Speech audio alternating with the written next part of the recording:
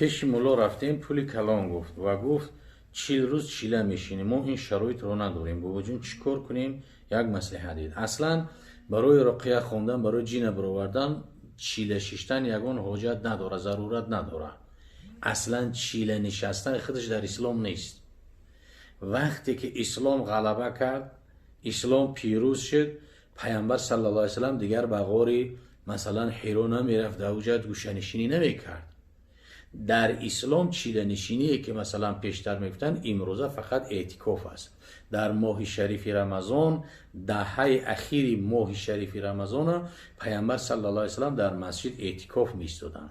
در اعتکاف چی است که لبس سایم در مسجد جماعت، در همون مسجدی که 5 وقت نماز با جماعت بخونن، روزدار در همونجا چیکار میکند؟ میایسته، ذکر میکنه، قرآن میخونه، تلاوت میکنه، سوال و جواب میکنه، خواب میکند، میخرد، همشه در مسجد میکنه. طهارت کنی میره و غسل میکنه. هیچ چیز معتکف برای امو است. یعنی در اسلام اعتکاف است. اما چیله نشستن که در یگان غار بروه و در یگان جای علایده که نه نماز جماعت بخونه و نه مردم ببینه، اینو در اسلام نیست. این خیلی چیز. این مولای گفته که چیله میشینه، این غلط کرده است، نیستی کار. وقتی که مولا خودش با تقوا باشه، رقیه میخوندگی، شرط اولی رقیه خونه همی است که با تقوا باشن. مولای دعاخونه که تقوا نداشته باشه، رقیه خونه که تقوا نداشته باشه، خوندگیش فایده نداره. اخیر خودش در اخیر یا دیوانه میکنن یا که مثلا که بیدین میکنن. این بسیار راه خطرناک است. شرط اول تقوا است. تقوا و پرهیزگاری داشته باشه، انشاءالله تقوا خودش نور است، ذکر خودش نور است، قرآن خودش نور است.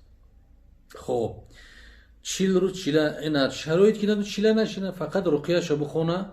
او اگر که مثلا که از در همین کار اگر صلاحیت داشته باشه جینه میبروره، حاجت به چیله شینی نیست.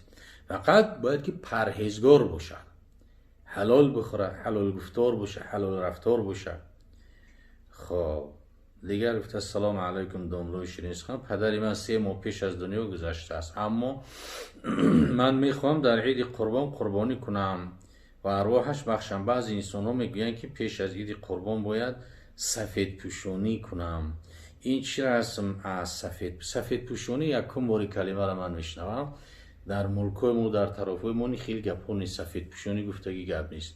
شما قربانی وقتی که پولتون به نصاب رسیدگی از مال ملتون، قربانی در گردن شما واجب است قربانی را بکنین. همون قربانی را که کردین، یک کس خورد دعا میکنه در حق پدرتون درست میشه. خب بعد از قربانی دیگر در حق پدرت هر خیر صدقاتی میکنی کردن بگیرین. خیرات صدقات در حق مرده ثوابش به مرده میرسه. عقیده اهل سنت و الجماعت همین است که دعاء الاحیاء للاموات، دعای زنده ها از برای مرده ها. دعا همه دعا در حق مرده کردن. حتی که او از دنیا گذشتگی طفلک هم که باشه، بین طفلی که گناه ندارد ما جنازه شم میخونیم، جنازه خودش دعا است. حتی که پیغمبر گناه ندارد، معصومی از گناه است، جنازه پیغمبر نخونده میشود. یعنی بر رحمت خداوند گناهدار و بیگناه همه محتاج است، همه محتاج است. خب در مسئله چی است که دعای زنده ها برای مرده ها و صدقاتهم نفع لهم، صدقه زنده ها هم برای مرده ها نفعش به مرده میرسه. یعنی صدقه فقط روز و سال نداره، هر کی که دستش رسید در حق پدر در حق مادرش یکی خیرات میکنه. صحابه سعد، حضرت سعد نزد رسول اکرم صلی الله علیه و آله در روایت مسلم است که مادرم از دنیا گذشته است به مرگ ناگهانی. اگر که مثلا میدیدمش یگون چیزی میگفت برای پیامبر صلی الله علیه و آله امری به چاه کندن کرد. یعنی سعد گفت که چاه بکن، آبش در حق مادر صدقه. هر کسی که میاد از اون چاه آب میبرد، آب بی پول، میگه هازال اون سعد، این برای مادر سعد است. یعنی برای مرده ها صدقاتی که میکنیم ثوابش به اونها میرسه. فقط وقتی معین نداره. شریعت نه خدا، نه پیامبر، نه امام اعظم، نه یگان پیشوای اسلام معین نکرده 3 روز، 7 روز، 40 روز، 6 ماه و 1 سال یا هر سال در روز مردش. اینا رو شریعت خدا و پیامبر معین نکرده. هر کدام وقتی که دست رسید در حق مرده هاتون هر چی میکنی خیر صدقات کردن برین. ایره کسی معین نکرده است. خب و زیارت هایی که به قبرستان میریم در حق مرده ها دعا میکنیم انشالله که روح او شاد میشوند. پیامبر صلی الله علیه و سلم وقتی که قبرستان میرفت سلام میداد: السلام علیکم یا اهل القبور اغفر الله لنا و لکم. یعنی خیلی مثلا چند طریق همین لفظی حدیث آمدگی است که پیامبر سلام میداد، اگر به شرطی که ارواح نفهمه، ارواح ندانه، پس پیامبر همین سنگ قلوخ سلام میداد است. نه، حکمت سلام دادن پیامبر صلی الله علیه و سلم همین بود که او آگاهی دارن. مخصوص در باب کتاب روح هست، ابن قیم جوزی رحمت الله علیه در باب خیلی یک کتاب نویسندگی است که خیلی گپای عجیب دارد، بسیار سخنهای خوب گفتگی است ابن قیم جوزی. یک اولی قصه شم میاره که یک نفر جوانی به زیارت قبر مادر میرفت. هر روزی جمعه سحر بعد از بامداد میرفت. روز جمعه رفتن ثوابش بیشتر است، یعنی مستحب است، خوب است. یعنی زیارت قبرستان روز ساعت نداره کی بره، هر وقتی که بره دعا کنی میشود، اما در روز جمعه ثوابش بیشتر است، برای که در کتاب روح بیان میکند که از بیگاه جمعه روز جمعه همش تا صبح دم روز شنبه عالم ارواح آزاد هستند، از حال ما و شما آگاه هستند. بعد در همون کتاب روح ابن قیم جوزی میارد یک قصه را، حالتی را که جوانی بود میگه هر روز جمعه میرفت، هر هفته. یک حالت شد که 2 ماه نتونست رفته به زیارت قبر مادر. بعدا مادر همو پسر در خوابش در آمد، گفت که فرزند عزیز برای چی دیگر به زیارت قبر ما نمیای؟ هر باری که به زیارت، بعد این بچه که نمیدونست گفت یا مادر جان، گفت تو از رفتن ما به همو قبرستان خبردار میشه؟ مادر گفت که ای فرزند دلبند، گفت از رفتن تو هم من خشنود میشم، هم اهل قبرستان هم خرسند میشوند. بعدن فرزند گفت که مادر جان، گفت آیا از همین رفتن زیارت کردن من تو با خبر میشه که من زیارت میام؟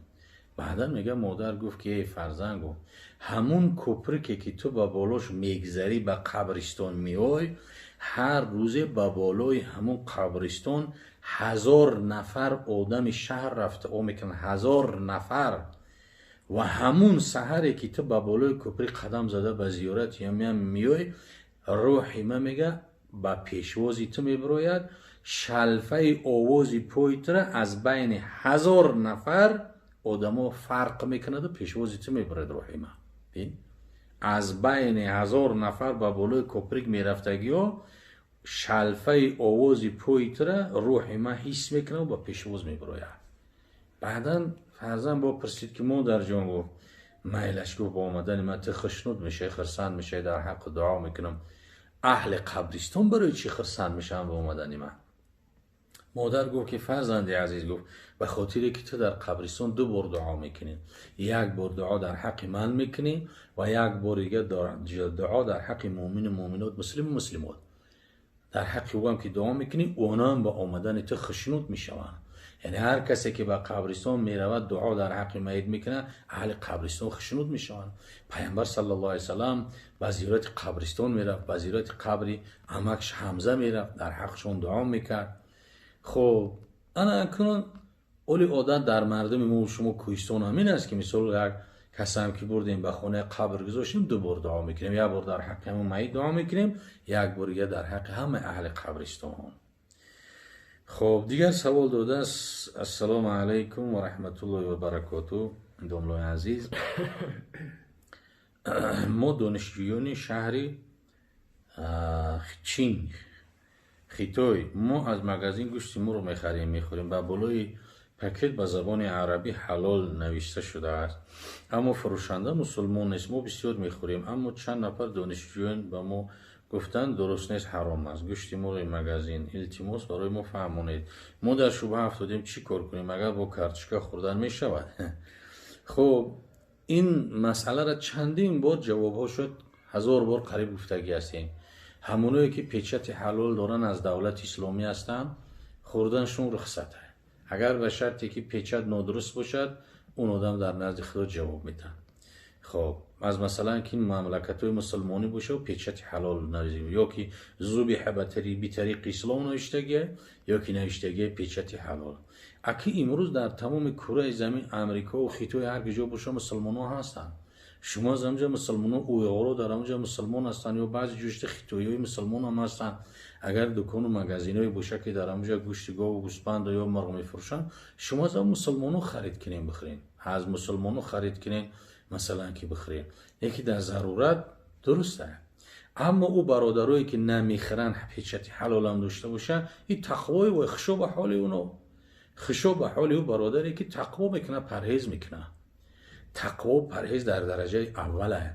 خداوند در قرآن بیان میکند این اکرمکم عند الله اتقاکم، هر آینه مکرم ترین شما در نزد الله با تقوای شماست.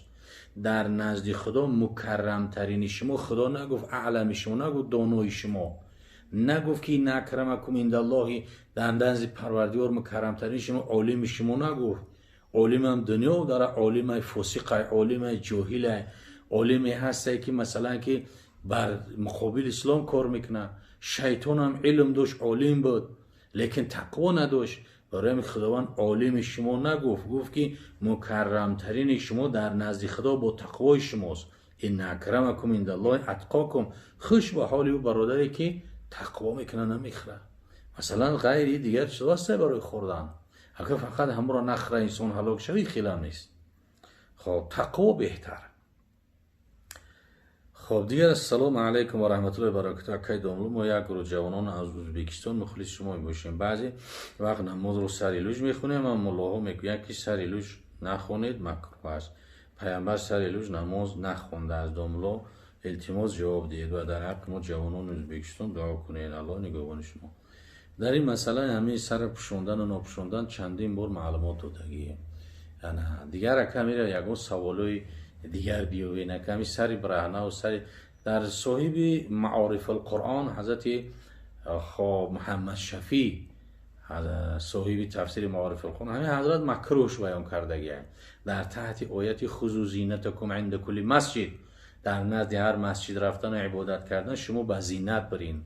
و زینت همی که در کتابای فقهی میگه و کریه بسیابی زلت، بسیابی زلت یعنی با لباسی کاری قطعی نماز خوندن مکروه. با لباسی کاری یا با شقتی نماز خوندن مکروه. مثلا یک شلوار کهنه بپوشه و یک عرقچینی کهنه در طور سرشو با او با پیش کبرا رفتن نتونه، به این لباس ها مکروه.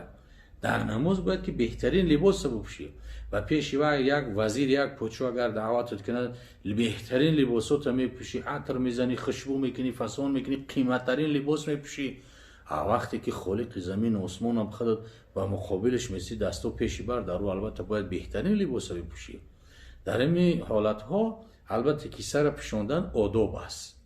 اگر که سر پوشاندگی باشه، شما جوانای عزیز با مسافدا و با آدمایی که کلانتر هستن جنجال نکنین.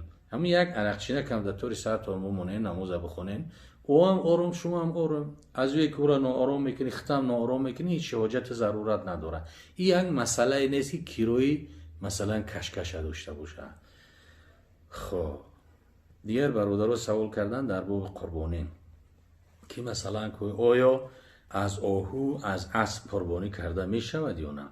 نمی شود. قربانی را الله ذوالجلال و پیامبر صلی الله علیه و سلم دین مبین اسلام معین کردن. یعنی گاو است، گوسفند است، بز است و شتر. مثلا گوسفند و بز فقط از 1 ساله بالا باشد، 1 ساله بالا. اما گوسفندهایی که مثلا که فقط همین در شأن گوسفنده که مثلا جزع باشه 6 ماه یا 8 ماه باشه و برابر 1 ساله بزبله باشه، مثل گوسفندهای حصاری، این هم قربانی کردنش درسته. بز از 1 ساله، گوسفند هم همین. خب گاو باشد از 2 ساله، نر ماده فرق ندارد. مثلا غنجین باشه یا بقه باشه، از 2 ساله گیر تمام کرده باشه 2 ساله بالا، این هم قربانی کرده میشه. شتر از 5 ساله. اما در گاو و در شتر تا 7 نفر شریک شده میتونن. در گاو و در شتر تا 7 نفر شریک شده میتونن. از مثلا 1 نفر میکنی و 2 3 4 5 6 7 نفر میتونن در یک گاو شریک شون یا در یک شتر شریک شون، به شرطی که 7 نفر اراده قربانی کردن داشته باشن.